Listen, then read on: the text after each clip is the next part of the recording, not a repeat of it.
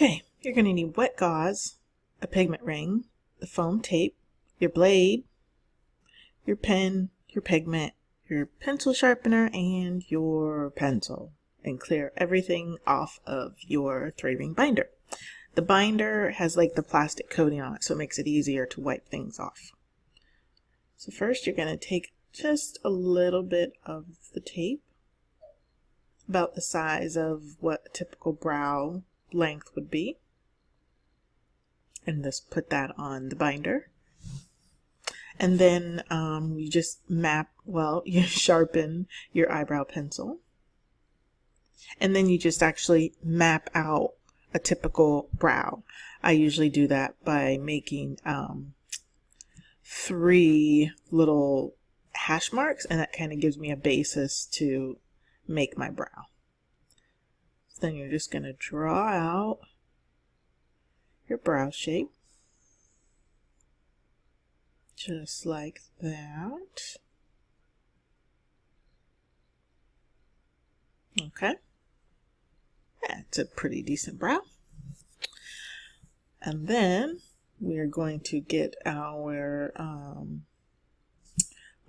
pen and our needle ready. So we got our pen and our needle. I think in this demonstration I'm using an 11 needle. And don't forget, you can get your microblading supplies from www.ibrow.pro. P-R-O-W, eyebrow pro. Alright, so once you get your tip into your pen tight, next we're going to get our pigment and our pigment ring and just get our pigment ready. I apologize, I probably should have used a different color. I was wanting to use a red or like a crimson so it would show up really well. It ends up showing up really well and being bright red and kind of smearing, so it's kind of hard to see, but you get the idea because you don't really need to see my strokes, but you just need to see the technique of practicing with the foam. So I'm just going to go through and make strokes as if I was working on a real client. So I'm flipping it because when I work on someone for real, I'm working from behind them and then off to their left. So I'm trying to keep that part of it real because I'm not very good at making strokes when I'm working on a client head on with my tool anyway. So I'm going to pretend that I'm still stretching the skin because stretching the skin is super important to getting those nice crisp strokes. So. And now I'm just creating the strokes there. And as you can see, I'm just continuing with my strokes here. So nothing new if you're already familiar with microblading. This is just the part where you're actually creating the strokes. So ideally, you want to make the strokes, you want to create the strokes as if you were working on someone. So the idea behind the foam tape is that it's about the thickness of that top layer of the epidermis and how you don't want to go any deeper than that. Using the foam tape is a great way to gauge that depth and that thickness and how much pressure you need to use in order to do it correctly and as to not go so deep. So my trainer was very specific with showing us that and saying that you should at least do anywhere from 80 to 100 of these before you even try to work on a live model. So just kind of keep that in mind.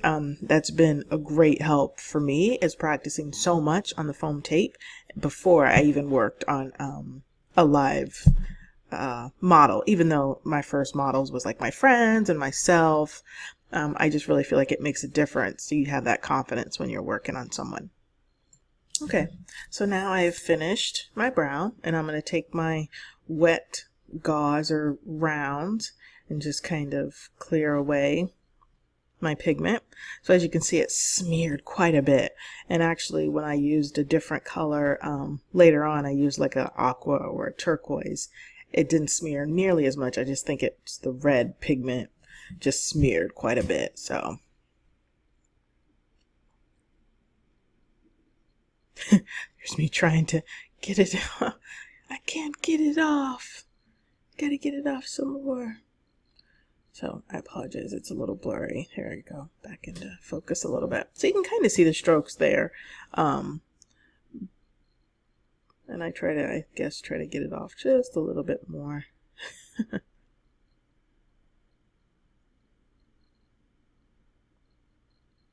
Okay.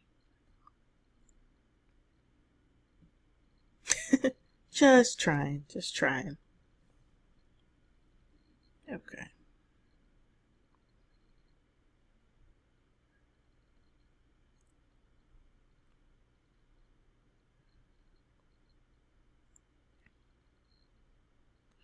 So you can see we're not finished with this brow, but if you've been practicing, you know, depending on what type of client you're working on, you're still going to want to go through and actually create those in-between strokes there. And I apologize, it gets kind of blurry. But that's what really gives you that realism of the brows when you go through and actually do that. So here's the real test, is to see how well you did. You want to look to see if you've actually gone through. So you do that by pulling it up and stretching to see if you've actually punctured through the tape. And as you can see, I did pretty good. You can see the color bleed through just a little bit, but uh-oh, that's bad. So there on the end, I did push a little too much. And it's kind of funny because if you've done microblading on clients, you know that that skin there towards the edge by their temple tends to be a little bit thinner.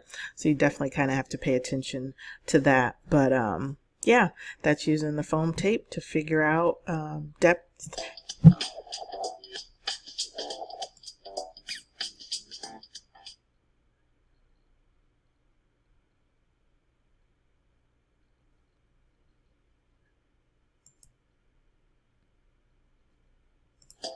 I'm going to go back and do that again so you can see my ender here.